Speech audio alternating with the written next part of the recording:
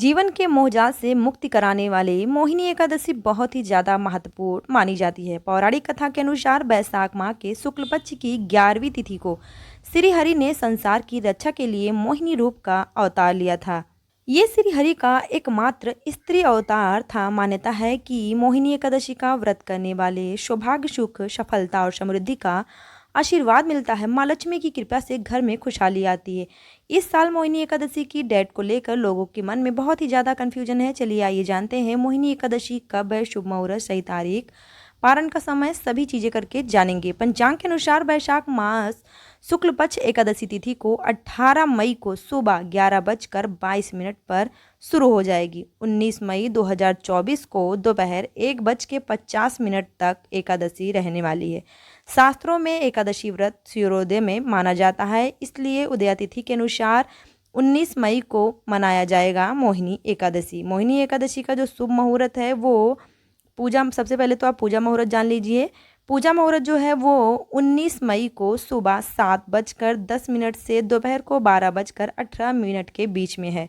और ब्रह्म मुहूर्त जो है सुबह 4:05 से 4:47 के बीच में है। अभिजीत मुहूर्त जो है वो सुबह 11:50 से शुरू हो जाएगा और 12:45 के बीच में रहने वाला है। गोधूली वेला जो होता है वो रात को 7:06 से 7:27 के बीच तक रहने वाला है।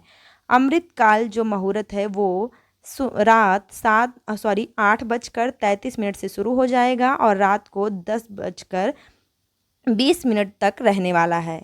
श्री राम ने रखा था मोहिनी एकादशी व्रत। इस पौराणिक कथा के अनुसार एक बार श्री राम ने महर्षि वशिष्ठ से कहा कि गुरुवर, जनक दुलारी सीता जी के वियोग में मैंने बहुत कष्ट भोगे, इन कष्टों का निवारण कैसे होगा, इसका कोई उपाय बताएं। तब ऋषि ने श्री राम जी को बैसाख माह के शुक्ल पक्ष की मोहिनी एकादशी का महत्व बताते हुए इस व्रत को करने को कहा। इस उपवास के प्रभाव से मनुष्य मोह के जाल से मुक्ति हो जाता है।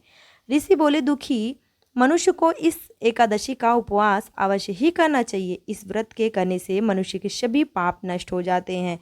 मोहिनी एकादशी के दिन दान पुण्य का बहुत ही ज़्यादा महत्व है। तो इस दिन आपको स्वर्ण दान, भूमि दान, अन्नदान, गौदान, जलदान, जूते, छाता, फल का दान अधिक पुण्य दिलाता है और इसका 1000 गुना ज़्यादा गौदान के बराबर समान फल भी मिलता है। इसलिए इस दिन आपको जो भी अनुसार सक्षम है उस अनुसार आपको दान अवश्य करना चाहिए। 1000 गुना गौदान के बराबर इस दिन पुण्य की प्राप्ति होती है। तो ये थी आज की जानकारी। अब मैं आपको बताने वाली हूँ कि आपको तुलसी दल एकादशी के दिन नहीं तोड़ना चाहिए। एक दिन पहले आपको तुलसी दल तोड़ लेना है।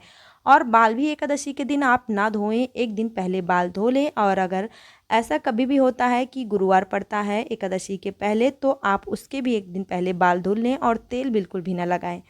इस तरीके से आपका बाल साफ़ सुथरा माना जाएगा। और एकादशी के दिन बाल ना धोएं।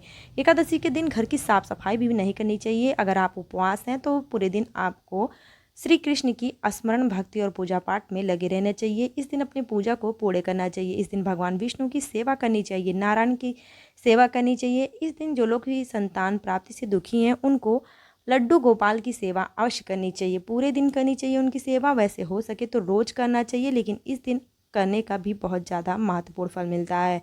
और बहुत लोग ज़्यादा आर्थिक तंगी से परेशान रहते हैं, तो एकादशी के दिन आप नहा धो के व्रत रखें, भगवान की पूजा अर्चना करें और अपने दुखों को भगवान के सामने आप रखें और सच्चे हृदय से उनकी सेवा करें, कथा सुनें, आरती करें।